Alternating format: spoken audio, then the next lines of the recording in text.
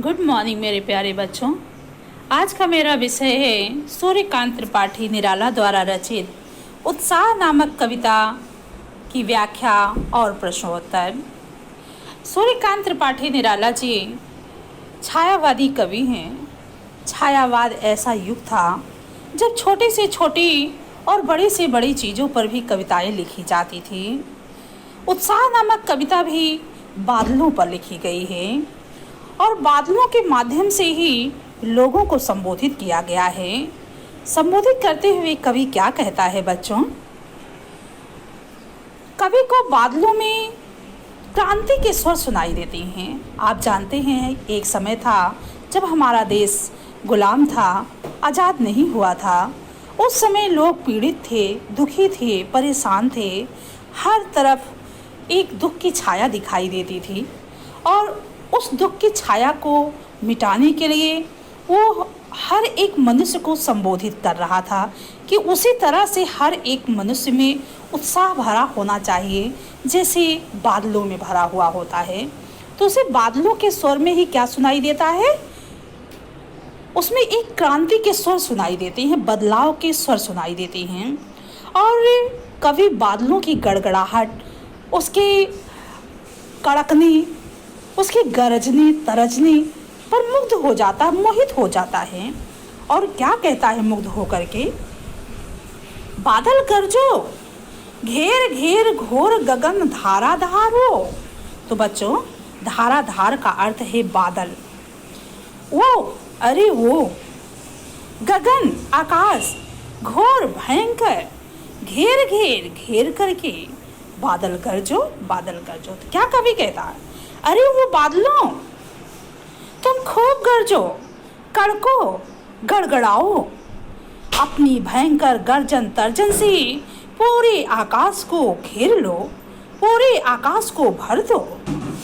ललित ललित काले घुघराले, अरे ओ बादल, तुम्हारे काले काले घुघराले बाल बड़े ही सुंदर हैं, बड़े ही मनमोहक लग रहे हैं। बाल कल्पना के से पाले, पाले में से होता है बच्चों घने। ये तुम्हारे बाल तो कल्पना के समान ही घने हैं। विद्युत छवि उर्मी कवि नवजीवन वाले। यहाँ पर कवि बादलों को ही कवि कह करके संबोधित करता है, बादलों को कवि की संज्ञा देता है।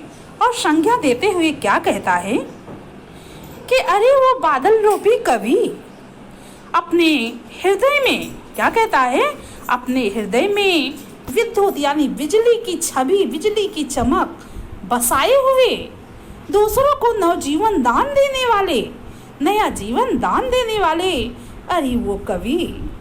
वज्र छिपा नूतन कविता, तुम अपने भावनाओं में वज्र छिपा करके एक कवि के समान समस्त जनता में, समस्त संसार के लोगों में, यानी संसार के समस्त लोगों में अपनी गर्जन तर्जन के समान एक नया उत्साह भर दो, एक नया जोश भर दो, उनमें पौरुषता भर दो, उनमें एक सृजन की शक्ति भर दो।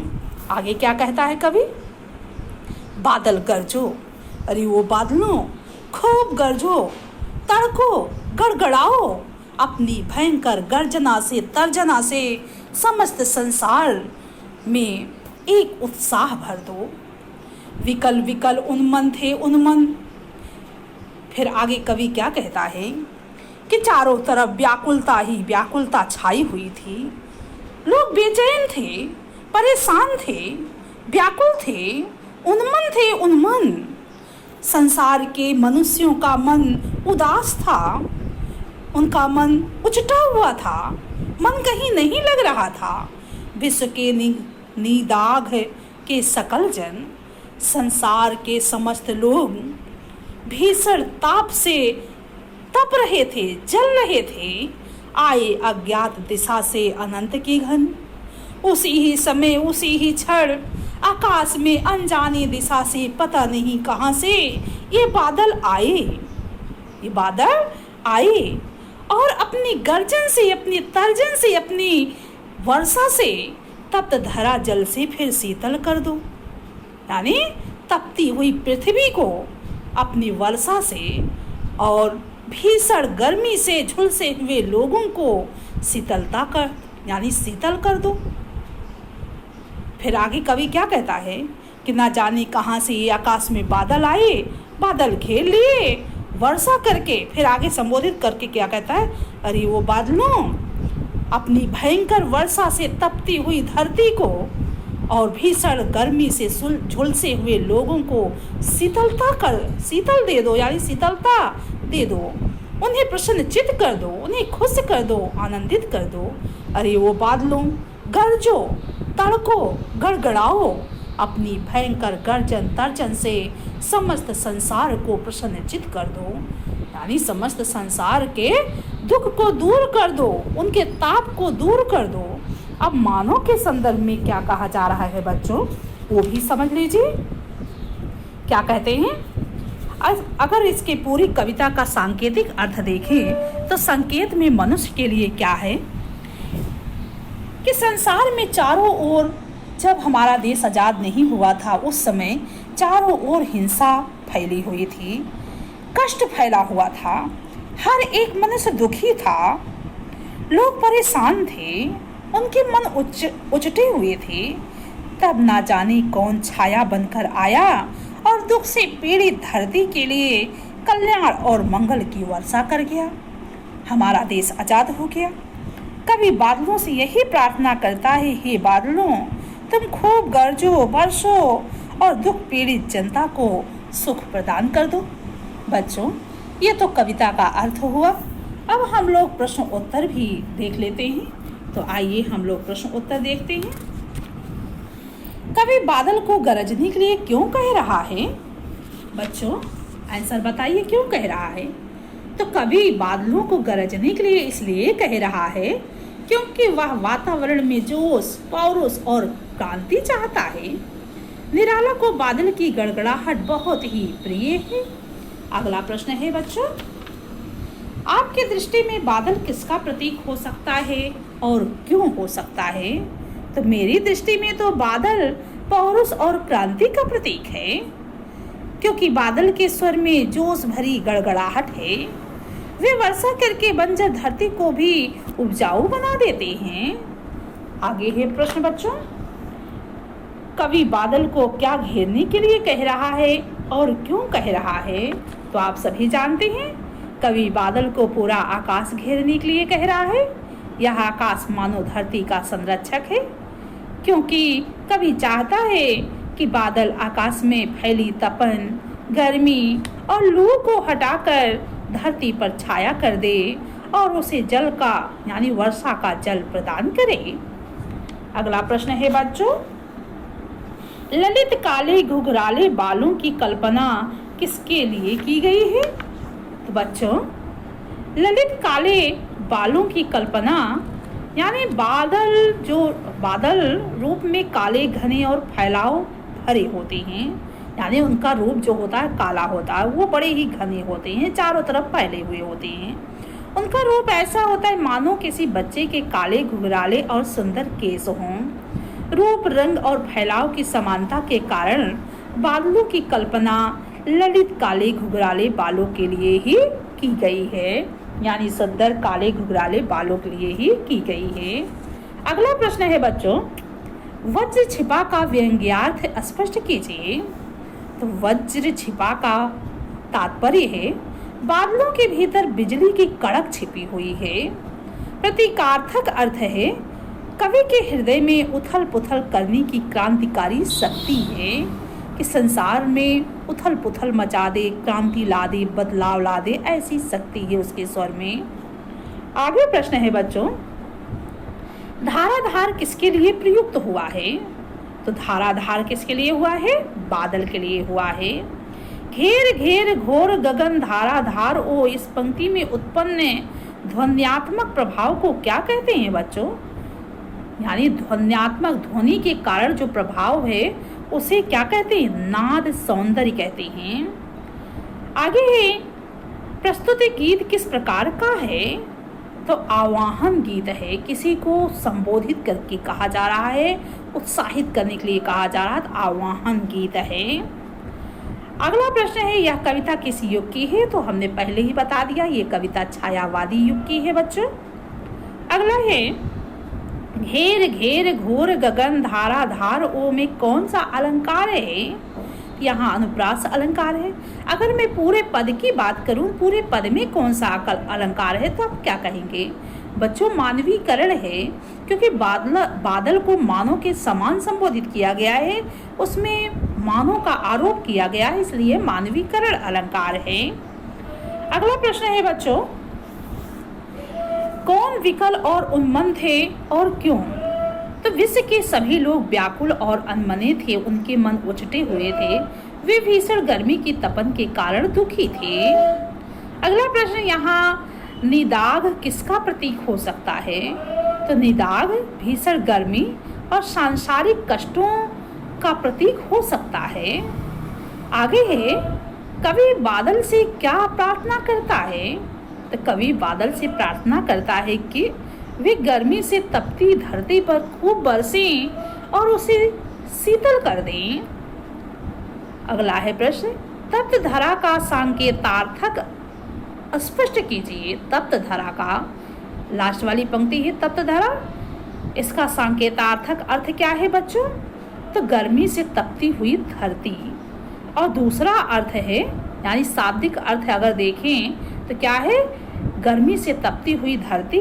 और दूसरा अर्थ है इसका, दुख से पीड़ित धरती, यानी दुख के कारण पीड़ित, दुखी हुई धरती, पीड़ित धरती। अगला प्रश्न है बच्चों, जल का क्या सांकेतार्थक अर्थ हो सकता है? अगर वास्तविक अर्थ देखें जल में पानी है, और दूसरा अर्थ देखें तो सुख और शांति, यानी कि वर्षा होने से पृथ्वी पर जो लोग यानी धूप से झुलसे हुए थे, गर्मी के कारण भीषण तपन के कारण झुलसे हुए थे, उन्हें जब जल मिलेगा और शीतल हवा चलेगी, उस शीतलता को प्राप्त करेंगे तो उन्हें सुख और शांति मिलेगी। तो इसी सुख और शांति का प्रतीक है जल। आगे प्रश्न है बच्चों, विश्व के सारे लोग विकल और उन्मन क्यों थे? तो विश्व के सभी लोग भीषण गर्मी की तपन के कारण व्याकुल और उन्मन थे। कवि ने, अगला प्रश्न है, कवि ने यह क्यों कहा कि आए अज्ञात दिशा से अनंत के घन? ऐसा क्यों कहा कवि ने? तो कवि बादलों को ईश्वरीय दृष्टि, यानी ईश्वरीय सृष्टि की देन मानता है, ईश्वर की देन मानता है, उसी की रचना मानता है, तथा आकाश में दिखाई देने वाले कहना चाहता है। अगला प्रश्न है, गर्मी का जनजीवन पर क्या प्रभाव पड़ता है? तो गर्मी से जनजीवन व्याकुल हो उठता है, बहुत दुखी हो उठता है, लोग झुलस जाते हैं। अगला प्रश्न है बच्चों, कवि के बादलों का आवाहन किस लिए किया है? यानी कवि ने बादलों का आवाहन किस लिए किया है? तो कवि ने बादलों का बरसने के लिए आवाहन किया है, यानी आ करके पृथ्वी पर वर्षा करने के लिए आवाहन किया है। अगला है, बादल को कवि गरजने के लिए ही क्यों कहता है? तो कवि बादलों की क्रांति का प्रतीक मानता है। बादलों को क्या मानता है? क्रांति का प्रतीक, बदलाव का प्रतीक, उत्साह भर देने वाला मानता है, इसलिए वह उसे शक्तिशाली स्वर में गरजने के लिए कहता है, कड़कने के लिए कहता है। तो बच्चों, ये पूरा प्रश्न आप सभी अच्छे से याद कर लीजिएगा। इसी में कुछ प्रश्न और भी हैं जिसे कई बार पूछा जा चुका है, वो भी बता दें हम आपको। कवि बादल से संपूर्ण आकाश को घेर लेने के लिए क्यों कहता है? तो क्यों कहता है? कवि बादल को संपूर्ण आकाश घेर लेने के लिए कहता है, आकाश में सब ओर तपन, लू और गर्मी है। कवि चाहता है कि बादल इन सबको मिटाकर सब ओर छाया कर दे, ऐसा कवि चाहता है, इसीलिए पूरे आकाश को घेर लेने के लिए कहता है। अगला प्रश्न है बच्चों, क्या है? विद्युत छवि उर्मी पंक्ति का अर्थ स्पष्ट कीजिए। तो इसका अर्थ है, बादल के हृदय में विद्युत का निवास है, क्योंकि जब बादल छाते हैं तभी ही बिजली कड़कती है, चमकती है। अगला प्रश्न है बच्चों, कवि को आकाश में बादल कैसे दिखाई देते हैं? तो आंसर है, कवि को आकाश में बादल काले, घुघराले, केसू जैसे तथा नए उत्साह वाले कवि जैसे प्रतीक होते हैं। अगला प्रश्न क्या है बच्चों?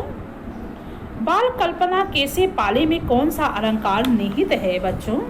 तो यहाँ पर उपमा अलंकार निहित है। कौन सा अलंकार? उपमा अलंकार निहित है। अगला प्रश्न है, उपर्युक्त पद्यांश में प्रयुक्त भाषा कौन सी है बच्चों? तो भाषा यहाँ तत्सम निष्ठ साहित्यिक हिंदी है बच्चों।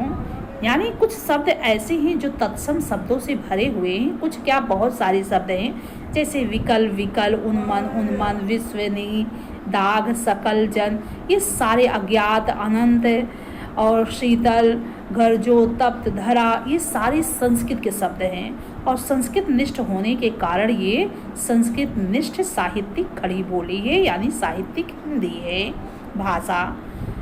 आगे बच्चों, आप सभी को अगर ये वीडियो अच्छी लगती है, पसंद आती है तो लाइक कीजिए, शेयर करना ना भूलिए और कमेंट करके ज़रूर हमें बताइए। अगर कोई कमी होती है तो उसे हम सुधारने का प्रयास करेंगे।